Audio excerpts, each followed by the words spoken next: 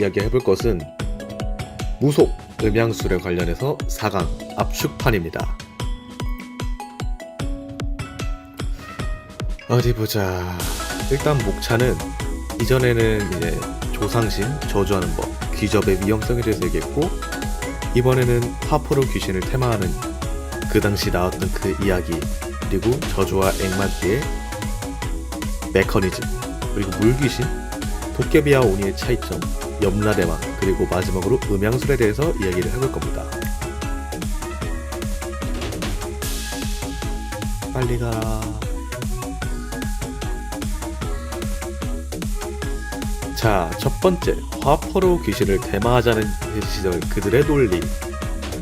귀신을 폭발, 폭렬로 처리를 하자던 그 아름다운 예술, 폭발한 예술, 신하들의 논리에 대해서 얘기를 하자면, 압축판인 만큼 짧고 굵게 메커니즘을 정리를 해봤습니다. 자, 첫 번째, 귀신은 예전에 저번에 귀접에 대해서 얘기했을 때 나왔던 것처럼 음기 덩어리입니다. 이게 귀신의 정의예요. 그리고 탐구, 음기, 귀신은 즉 음기 덩어리니까 강한 양기에 약하다. 이 근거는 거대한 양, 이름 그대로 태양인 만큼 대부분의 귀신들이 태양이 떠있는 그 시간만큼은 활동을 하지 못합니다. 이에 대해서 또 해석을 해보자면, 대포는 폭발을 일으키고 폭발은 강한 빛과 강한 열을 발산해요. 빛과 열은 양기, 고로 폭발은 거대한 양기이다 라는 그들의 논리가 이렇게 작용을 하는 겁니다. 그래서 이것들을 토대로 가설을 하나 세워보면, 대포로 폭발을 일으켜서 그 쏴버리면 귀신도 그 폭발에 뒤져버릴 것이다. 이게 그들의 음양술에 근거한 메커니즘, 그 논리입니다. 그거 말고도 우리 대포 성능 쩌니까 귀신도 조질 수 있다라는 그런 자신감이 있었던 것 같고요. 그 다음 차례로 넘어가자면,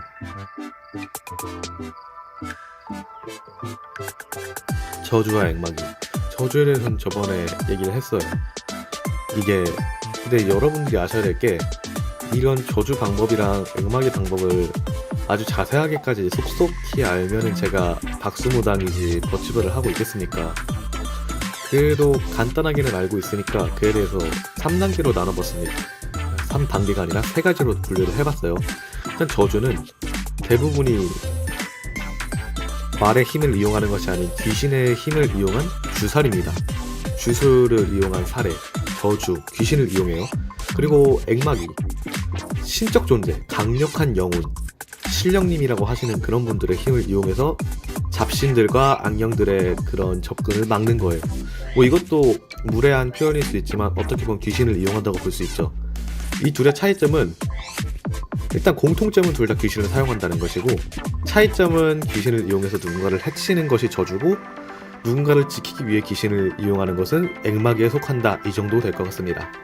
그러니까 귀에 걸면 귀걸이, 코에 걸면 코걸이가 되듯이 같은 것을 어떻게 사용하느냐에 따라서 그 결과가 완전히 상반되죠. 다음으로 넘어가겠습니다.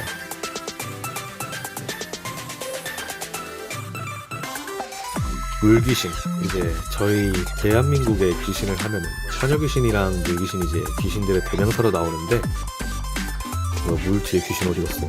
아무튼 물귀신 하면 이제 큰 공포, 강력한 힘, 이런 거에 생각하실 텐데, 이것도 3개로 나눌 수 있습니다. 일단 인체 역학적인 이유를 들자면, 사람이 익사할 때 가장 강력한 힘을 사용을 합니다. 살기 위해서, 그 생존 본능을 위해서 몸에 있는 근육이 젖먹던 힘까지 싹 다 내뿜는 그 시간이 바로 익사를 할 때라고 해요. 그리고 귀신은 죽기 직전의 상태를 계속해서 반복하는 그런 작용을 하죠. 그리고 이 조건, 글씨가 다 날라갔네. 다른 사람을 물에서 죽여야지 자기가 물 밖으로 나가서 성불을 할 수 있는 게 물귀신이에요. 그리고 3번째, 물은 우리 근처 어디에나 있습니다. 지금은 세탁기라는 게 있지만, 예전에는 계곡과 강물 등에서 빨래를 했고 물을 마시기 위해 우물을 파고 계곡과 강물에 갔어요. 그렇기 때문에 더욱더 사람과 접근하기가 쉽죠. 대산인수라는 말도 있듯이 대부분의 집들 근처에 강과 물가가 있었으니까요. 그렇기 때문에 사람들의 머릿속에서 물귀신이 더욱더 강렬하게 남았던 것 같습니다. 장화 홍련전은 처녀귀신이면서 물귀신이기도 하듯이 그런 귀신들에 관련한 이야기가 좀 더 많은 편이죠. 자, 이제 도깨비와 오니가 다른 그 이유에 대해서 얘기를 해보겠습니다.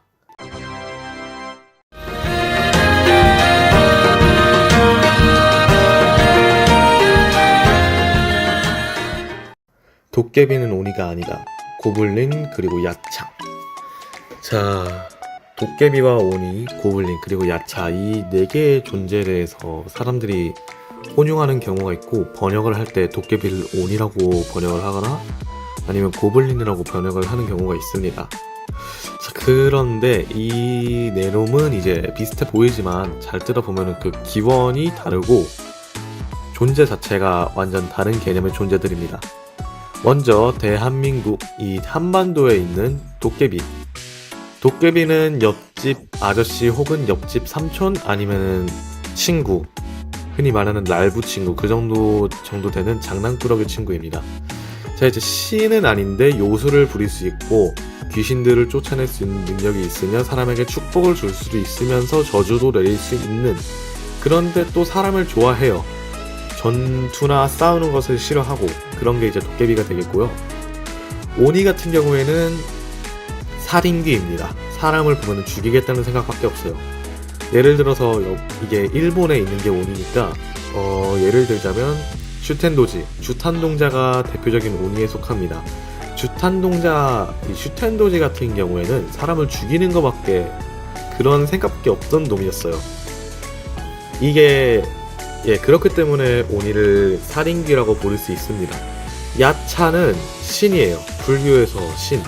원래는 이제 엄청 높은 신이었는데 종교가 혼합되고 개정되고 그러다 보니까 하등급 신으로 내려갔는데, 이제 우리나라에 이제 한국의 두억 신이, 그리고 일본의 방금 얘기한 오니가 이 야차에 속합니다. 그리고 저도 이 야차에 속하죠. 금강 야차니까.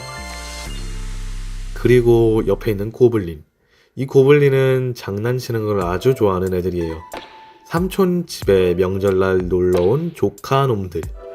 약간 그런 느낌이라고 생각하시면 됩니다. 이거 뭐 인터넷에 많이 올라오잖아요. 조카들이 집에 들어왔는데 내 방에 들어와서는 피규어를 아작내고 있다. 건담 팔이 날라갔다. 뿔 한 짝이 사라졌다. 애들이 컴퓨터랑 닌텐도를 아작냈다. 특히 고블린 같은 경우에는 기계부품을 만지는 걸 아주 좋아하는 장난꾸러기들이라, 여러분이 이해하기 쉽게 만들자면 우리 이제 컴퓨터가 있으면 CPU랑 램이 있잖아요. 애들이 막아주고는 램 박살내고 CPU에다가 본드로 낙서를 해놓은 그런 느낌이라고 생각하시면 됩니다. 그런 짓을 아무렇지 않게 하는 것이 고블린이에요. 그렘린도 그렇고요. 그러니까 얘네는 완전 다른 개념들입니다. 요약하자면 도깨비, 장난꾸러기, 오니, 살인마, 고블린, 그렘린, 이 둘은 장난꾸러기 2. 근데 심각한 장난을 치는 야차 같은 경우는 신, 이렇게 보시면 됩니다. 자, 다음으로 넘어가겠습니다. 지옥의 구조, 이제 염라대왕에 대해서 얘기를 해볼 건데, 많은 분들이 염라를 생각을 하면 이제 지옥, 이 지옥에 대해서 끝판왕이면서 절대 권력자, 왕, 황제, 지옥의 신, 모든 지옥의 주인님, 이런 식으로 생각을 하시는데 약간 달라요. 왕은 맞아요. 권력도 있고요. 근데 얘가 절대 권력자는 아니고 우두머리지만 다른 시왕들로 많이 있어서 이 10명의 시왕들 중에서 지금 표에 보시면 아시겠지만 5번째 시왕에 속합니다. 염라대왕이. 실제 절대 권력자는 없고요. 이곳에서 그나마 힘이 좀 센 분을 찾자면 마지막 흑암지옥, 제10지옥 흑암지옥을 담당하시는 오도전륜 대왕께서 이제 그나마 좀 더 많은 힘을 갖고 있다라고 생각하시면 됩니다. 간단하게 얘기하자면 이제 이분들을 법원에서 일하는 판사로 비유를 해볼게요.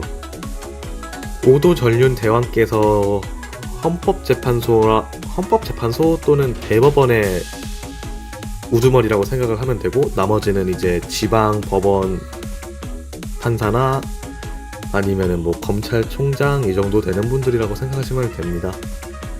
그냥 더 이해 쉽게 하자면 장관이랑 대통령 정도라고 생각하시면 돼요. 총리, 총무 이런 것들.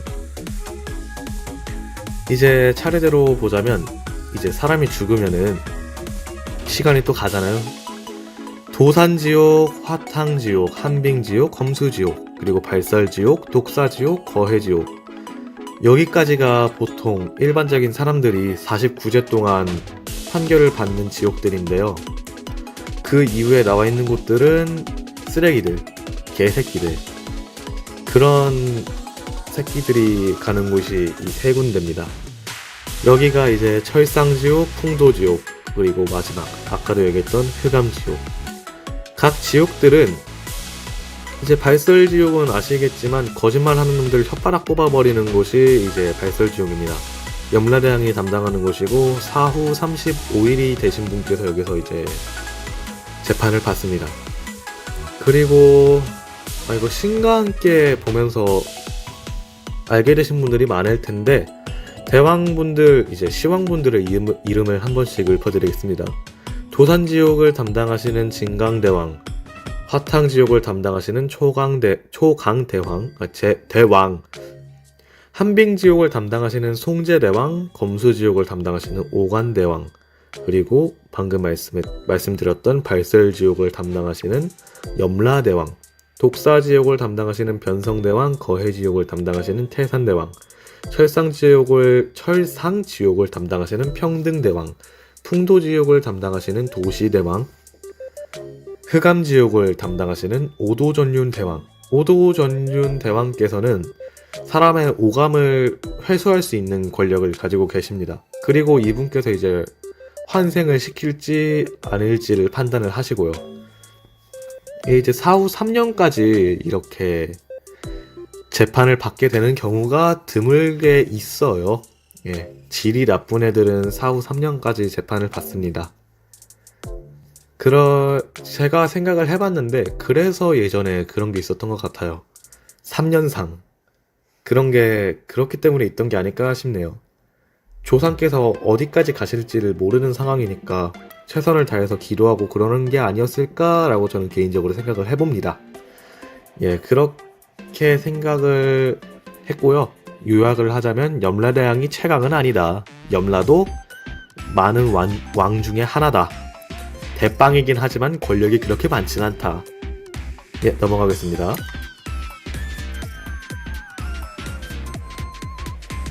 자, 마지막 음양술입니다. 음양술은 뭐 길게 얘기할 게 없어요. 음양술이라는 게 음과 양의 그 흐름을 이용한 술법이기 때문에 음양 오행만 아시면 됩니다. 물, 불, 나무, 새, 흙, 파묘에서도 뭐 유행했었고 많은 분들이 아실 거라고 생각을 하기 때문에 긴 설명은 하지 않겠습니다. 이제 이 표를 보시면 아시겠지만 물과 불은 상극이죠. 나무와 불, 상색입니다. 서로에게 힘이 돼요. 물, 쇠, 상생이에요. 물이랑 흙, 상극인데 상승도 되고 상모도 돼요. 이게 뭐냐면 서로가 서로에게 에너지를 주거나 뺏기는 게 상승과 상모인데, 자, 보시면 아시겠지만 물과 불이 상극인데 상승과 상모가 다 있어요. 얘네가 보니까 상극인 거는 상승, 상모가 다 적용을 하더라고요. 그렇기 때문에 이제 그렇다고 생각을 하시면 되고, 음과 양에 대해서는 제가 계속 말씀드렸잖아요.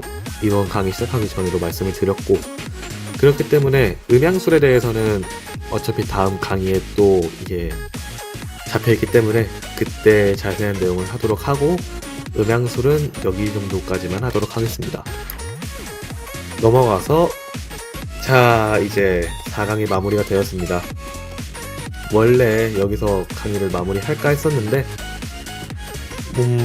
하다 보니까 정도 들고 재밌기도 해서 5강, 6강, 한 10강까지는 지금 계획을 잡아두고 있습니다. 그러니까 그때까지 많은 관심 유지해 주셨으면 감사하겠고요. 오늘 강의는 여기까지만 하도록 하겠습니다. 그럼 감사합니다, 여러분.